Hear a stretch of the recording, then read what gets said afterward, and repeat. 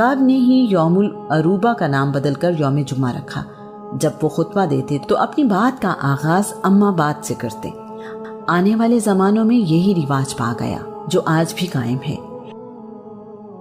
آج کا عنوان ہے اللہ کریم نے بنی قریش سے بنی ہاشم کو چنا۔ جبرائیل امین ایک دن رسول اللہ صلی اللہ علیہ وآلہ وسلم کی خدمت میں حاضر ہوئے اور رسول اللہ سے عرض کی، میں نے زمین کے مشارق اور مغارب کو کھنگالا ہے، میں نے آپ رسول اللہ سے بہتر کسی کو نہیں دیکھا، کسی باپ کے بیٹے مجھے بنی ہاشم سے اعلیٰ نظر نہیں آئے۔ ہاشم بن عبد مناف۔ ہاشم رسول اللہ کے پردادا ہیں۔ ہاشم کے معنی ہیں روٹیاں چورا کرنے والا۔ ان کا اصلی نام امر الاولیٰ ہے۔ ہاشم بڑے وجیح، بہادر اور دانشمند تھے۔ اپنی سخاوت کے لیے بہت شہرت رکھتے تھے۔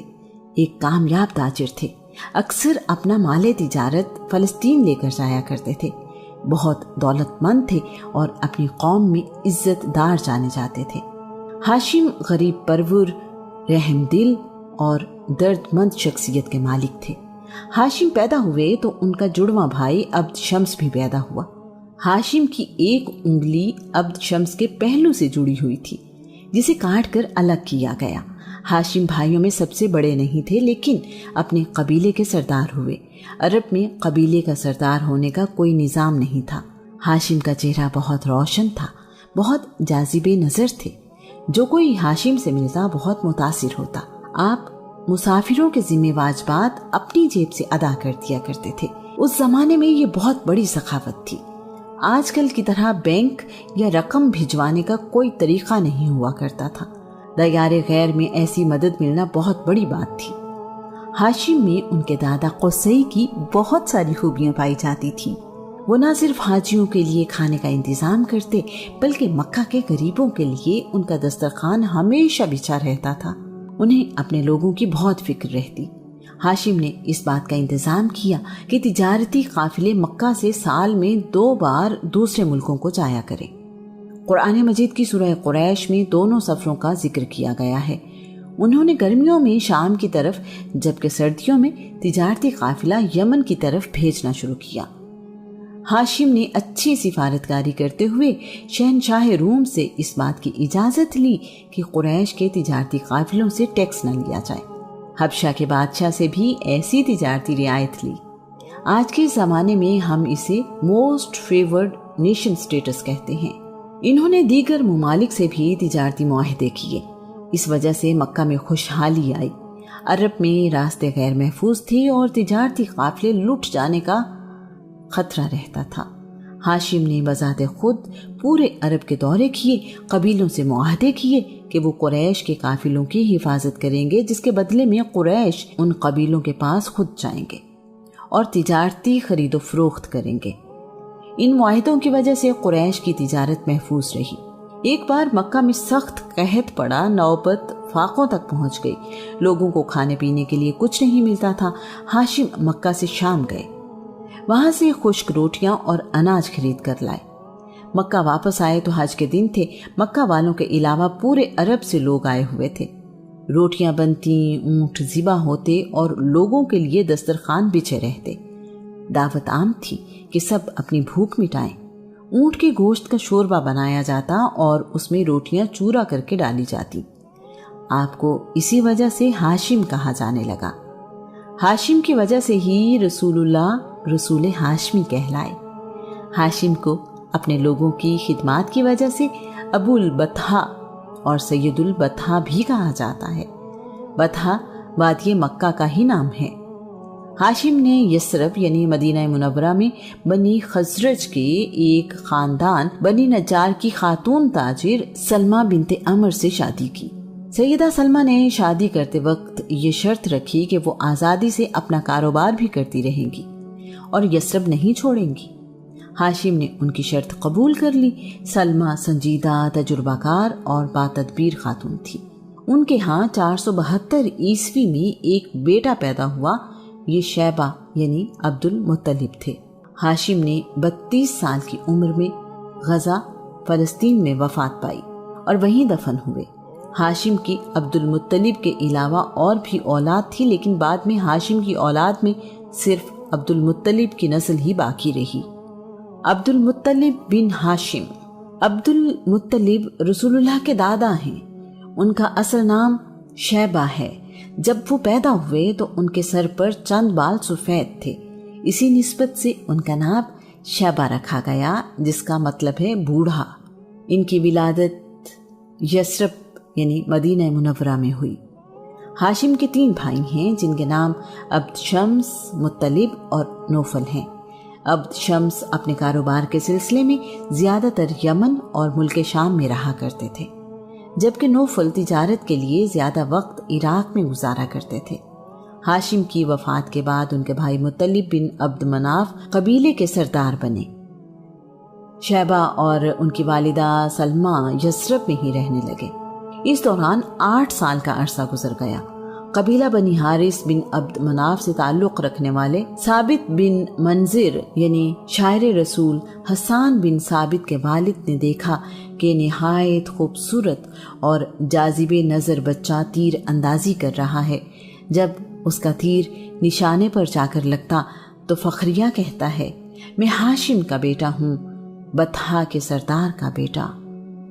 مکہ جا کر ثابت بن منذر اپنے دوست مطلب سے ملے اور ساری بات انہیں بتائی۔ ساتھ ہی کہا، یہ مناسب نہیں کہ ہاشم کا بیٹا غریب الوطنی میں زندگی گزارے، اسے جا کر اپنے وطن واپس لائیے تاکہ وہ بھی اپنے باپ دادا کی زمین اور خاندان میں پلے بڑھے۔ مطلب نے جواباً کہا، میں ابھی یثرب جاتا ہوں اور اپنے بھتیجے کو لے کر آتا ہوں۔ شیبہ کو مکہ لانا آسان کام نہیں تھا۔ سیدہ سلمہ ایک کامیاب تاجر خاتون تھی، سمجھدار اور خوددار تھی۔ سلمہ کی اپنے بیٹے سے محبت، شیبہ کی یثرب میں پرورش، نانا کا خاندان اور اس شہر سے لگاؤ، سب اس میں رکاوٹ تھے۔ مطلب کی درخواست پر سیدہ سلمہ نے انکار کر دیا۔ مطلب 3 دن یثرب میں رکے رہے۔ آخر کار انہوں نے اپنی بھابھی کو قائل کر لیا۔ سلمہ نے خود تو مکہ آنے سے معذرت کر لی، لیکن بیٹے کے مستقبل کی خاطر مطلب کے ساتھ مکہ بھیج دیا۔ مطلب مکہ میں داخل ہوئے تو شیبہ ان کے ساتھ اونٹنی پر سوار تھے۔ آپ جدھر سے گزرتے لوگ پوچھتے، یہ کون ہے جو تمہارے ساتھ اونٹنی پر سوار ہے؟ مطلب جواب دیتے، یہ میرا عبد یعنی غلام ہے۔ مطلب اپنے گھر گئے تو بیوی کے پوچھنے پر بھی یہی جواب دیا۔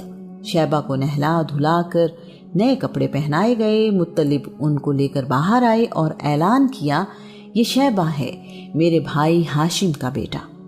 عبد المطلب یعنی مطلب کا غلام ایسا مشہور ہوا کہ شیبہ اسی میں گم ہو گیا۔ تاریخ انہیں عبد المطلب کے نام سے ہی جانتی ہے۔ ہاشم کی وفات کے بعد ان کی ساری ذمہ داری ہاشم کے چھوٹے بھائی مطلب نبھاتے رہے۔ عبد المطلب جوان ہوئے تو انہوں نے ہاشم کی جائیداد اور تمام مناصب اپنے بھتیجے عبد المطلب کے حوالے کر دیے۔ ہم اس بات کا ذکر ایسی زمین جہاں کوئی کھیتی باڑی نہیں میں کر چکے ہیں کہ بنی جرہم وقت گزرنے کے بعد اپنے وعدے پر قائم نہ رہے۔ انہوں نے زمزم کے چشمے پر قبضہ کر لیا۔ بنی جرہم کی حکومت تقریباً 450 سال تک مکہ پر رہی۔ مکہ آنے والے حاجیوں پر ان کا ظلم اور زیادتیاں بہت بڑھ گئیں تو اللہ کریم نے ان سے حکومت چھیننے کے انتظامات کر دیے۔ عبد المطلب سے 500 سال پہلے بنی جرہم، بنی اسماعیل اور بنی خزاعہ میں لڑائی ہوئی۔ اس وقت بنی جرہم کا سردار عمر بن حارث جرہمی تھا۔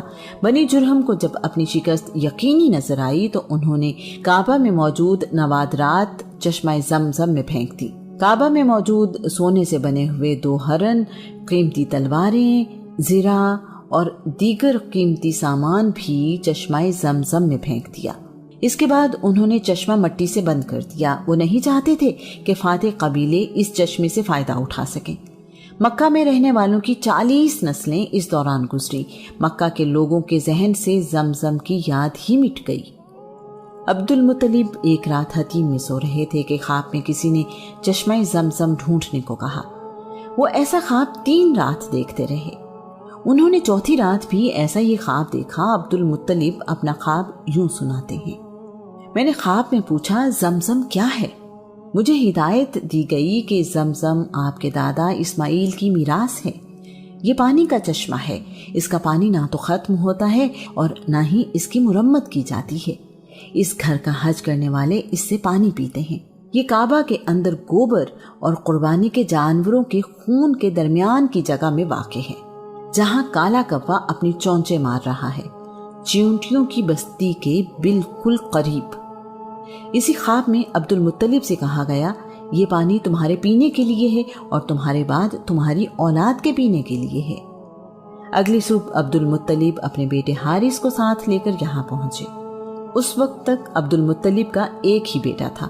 لوگوں نے عبد المطلب کا مذاق اڑایا۔ عبد المطلب کو احساس ہوا کہ ان کا ایک ہی بیٹا ہے تو انہوں نے 10 بیٹوں کے لیے دعا مانگی۔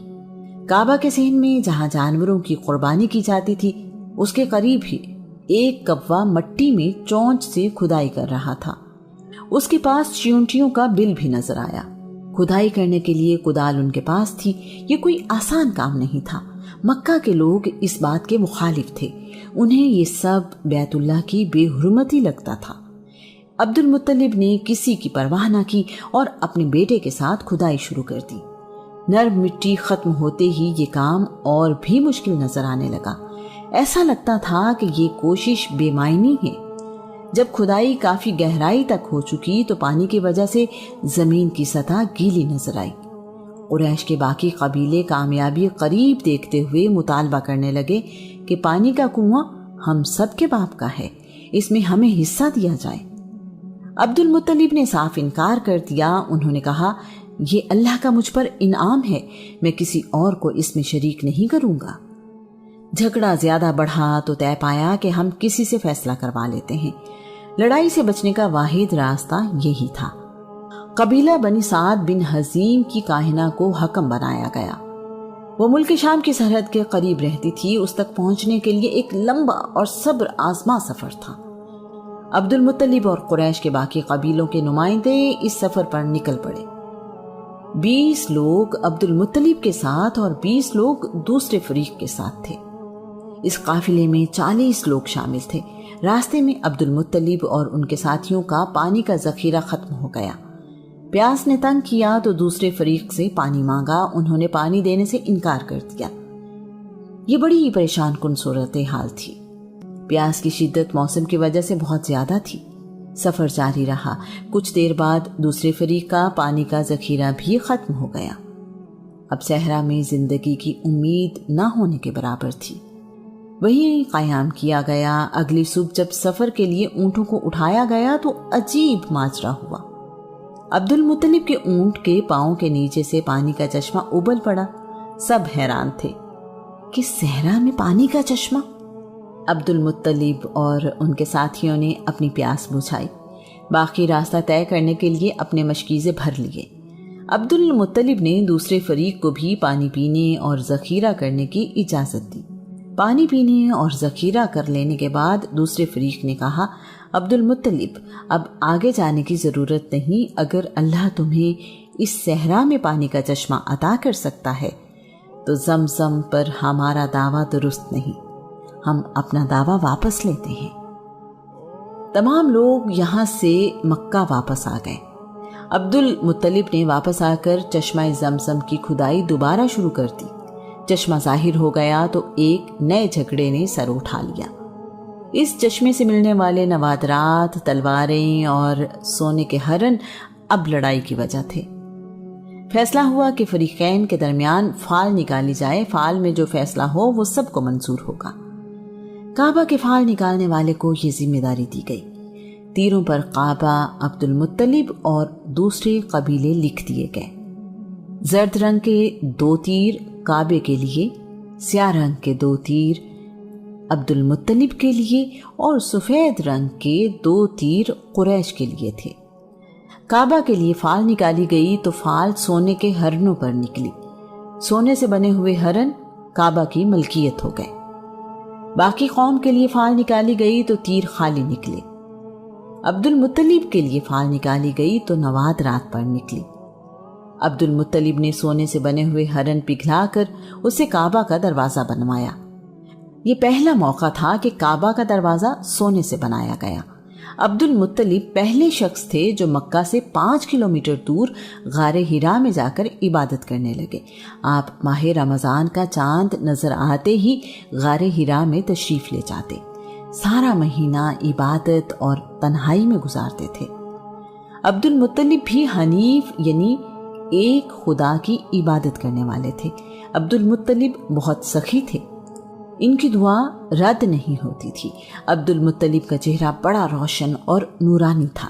جب قریش کو قحط سالی کا خطرہ ہوتا تو عبد المطلب کے وسیلے سے بارش کی دعا مانگا کرتے، اللہ کریم بارش عنایت فرماتا۔ آپ کے چہرے سے خیر اور برکت نمایاں تھی، ان کے جسم سے خوشبو آیا کرتی تھی۔ عبد المطلب دراز قد اور خوبصورت رنگ و روپ کے مالک تھے۔ آپ لڑکیوں کو زندہ دفن کرنے والوں کو سختی سے روکتے، آپ چور کے ہاتھ کاٹ دیتے تھے۔ عبد المطلب ایک روبدار شخصیت کے مالک تھے۔ عرب کے بڑے بڑے سردار ان کے سامنے باادب رہا کرتے تھے۔ آپ نے ہی یمن سے واپس آ کر مکہ والوں کو سفید بالوں کو رنگ کرنے کا طریقہ سکھایا۔ عبد المطلب نے چشمہ زمزم کی کھدائی کے دوران دعا مانگی، یا اللہ مجھے 10 بیٹے عطا فرما، وہ میری زندگی میں جوان بھی ہو جائیں تو میں ان میں سے ایک بیٹا تیری راہ میں قربان کروں گا۔ عبد المطلب نے 5 شادیاں کی۔ اللہ کریم نے عبد المطلب کی دعا قبول کرتے ہوئے انہیں 10 بیٹے عطا کیے۔ ان کے بیٹے ان کی زندگی میں ہی جوان ہو گئے۔ عبداللہ کی قربانی کے زمانے کے بعد عبد المطلب کے مزید 3 بیٹے پیدا ہوئے جو عباس، حمزہ اور مقوم ہیں۔ عبد المطلب کے بیٹے حارث بن عبد المطلب، قاسم بن عبد المطلب، زبیر بن عبد المطلب، ابی طالب بن عبد المطلب، مصعب بن عبد المطلب، ابو لہب بن عبد المطلب، زرار بن عبد المطلب، غیداق بن عبد المطلب، حجل بن عبد المطلب، عبداللہ بن عبد المطلب، عباس بن عبد المطلب، حمزہ بن عبد المطلب، مقوم بن عبد المطلب۔ عبد المطلب کی بیٹیاں ام حکیم بیضہ بنت عبد المطلب، عاتکہ بنت عبد المطلب، امیمہ بنت عبد المطلب، عروہ بنت عبد المطلب، برہ بنت عبد المطلب، صفیہ بنت عبد المطلب۔ ابن سعد کے مطابق جناب عبد المطلب کے 13 بیٹے ہیں۔ رسول اللہ کے باپ دادا اعلیٰ روایات، ظرف، خوبیوں اور کمالات کے مالک ہیں۔ دنیاوی اعتبار سے بھی بہترین خاندان ہے۔ اللہ کریم نے اپنے رسول کو بہترین لوگوں کی نسل سے پیدا کیا۔ اپنے ہم عمر بچوں کے ساتھ کھیلتا ہے۔ رسول اللہ کے چچا حمزہ آپ کے ہم عمر ہیں۔ جناب حالہ سے عبد المطلب کی ایک بیٹی صفیہ بنت عبد المطلب بھی ہیں جو رسول اللہ سے 2 سال چھوٹی ہیں۔